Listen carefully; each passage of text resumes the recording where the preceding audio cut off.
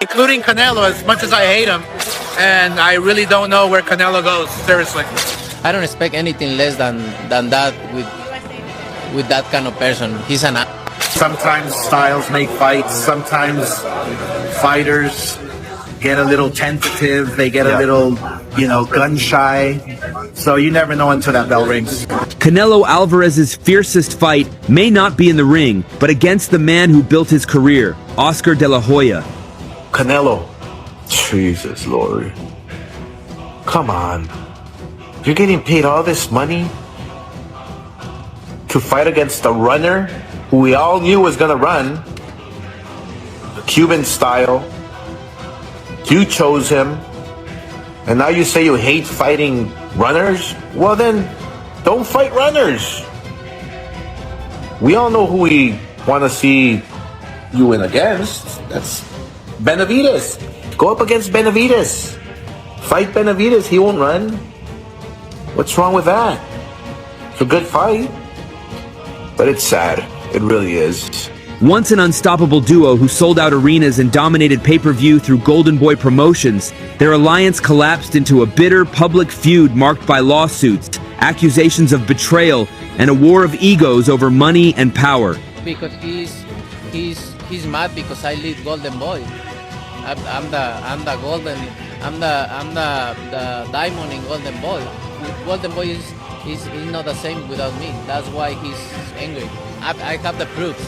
I have proofs. I put my lawyers in, and he tried to steal money. I have proofs. I don't want to do anything against that kind of guys.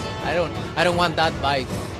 I don't really give a shit about Oscar. But if he says something here in my territory, I need to say something.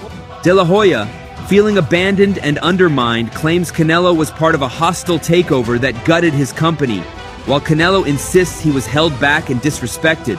I've seen some stuff about with the whole Oscar De La Hoya thing. I'm glad to go away from him. Yeah. He's fucking crazy. We're really good friends with Dana White, and he doesn't like Oscar De La Hoya too, I said. Oscar De La Hoya has announced he's coming out of retirement to box again. Cocaine isn't cheap. I think nobody. Because he's a vacuum, right? Every time he's in problems, he don't have any fighters left. Ryan Garcia, because he signed with him. Now Ryan Garcia, I think he's in a problem with him. That's why nobody wants to be with him, because he's no lawyer. So prime for prime, who wins? You or De La Hoya? Huh? Prime for prime, who wins? You or Oscar? Fucking easy. I'm fucking easy money.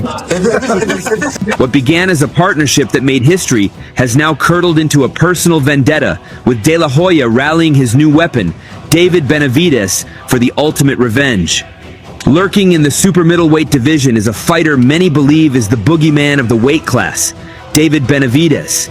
Dubbed the Mexican Monster, he is the undisputed #1 contender, a relentless pressure fighter with frightening size and devastating power.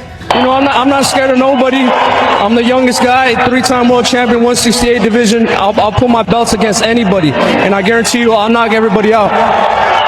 I think Oscar had a lot to get off of his chest, and he finally had the platform to do it. This is the first press conference he's had not first, but as a fighter fighting Canelo. So I feel he's entitled to say whatever he wants to say. Everybody says what they want about him, so why can't he speak his mind? How about this? Prime Canelo, prime Oscar. Who do you think wins that fight? Oscar all day. Prime Oscar beats everything. For years, fans and pundits have salivated over a potential showdown between Canelo and Benavidez, a fight that many believe would be the toughest challenge of Canelo's career.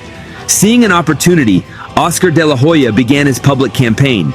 So it turns out I'm not the only one who thinks Canelo is an arrogant piece of shit. Turkey al-Sheikh recently revealed that Canelo refused to meet with him in person and isn't entertaining any deals to be done with him. Why? Because he's outpriced himself so much that the Saudis don't even want to deal with him. And it's all because he will do anything not to fight David Benavidez. Look, Turkey is trying to make the best fights that everybody wants to see. And Canelo continues to take the fights that nobody wants to see. Canelo, you're really making the wrong enemies. But you know what? He wasn't just suggesting Canelo should fight him, he was accusing him of actively avoiding the most dangerous man at 168 pounds. With the boxing world demanding the fight, De La Hoya began his public assault. De La Hoya's attacks became more frequent and far more personal. In a series of shocking interviews and social media posts, he laid out his case against Canelo.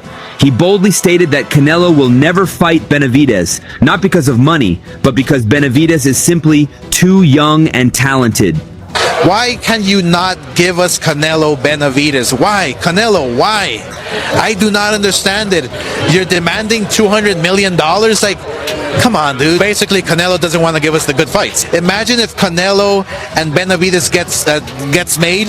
That's the Super Bowl of boxing. Boxing is on the rise. Canelo, don't screw it up for us. I thought I would never say this, but Canelo's scared.